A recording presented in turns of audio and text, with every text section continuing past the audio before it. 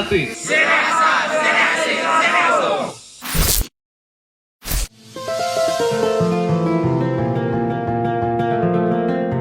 Satria Sunda Sakti adalah organisasi seni kebudayaan yang dibangun atas dasar begitu prihatinnya melihat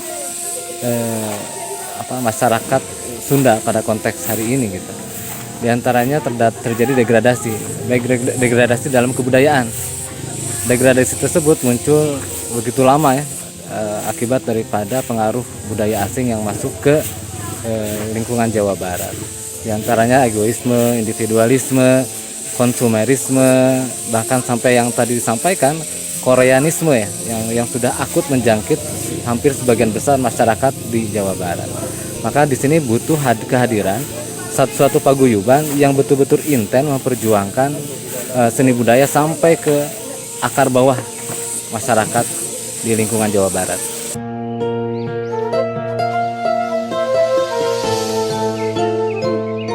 Sangat besar sekali antusiasme masyarakat karena yang pertama masyarakat untuk mendapatkan akses seni budaya ini kan sangat susah, sehingga sebagaimana contoh masyarakat bisa menikmati jaipongan itu di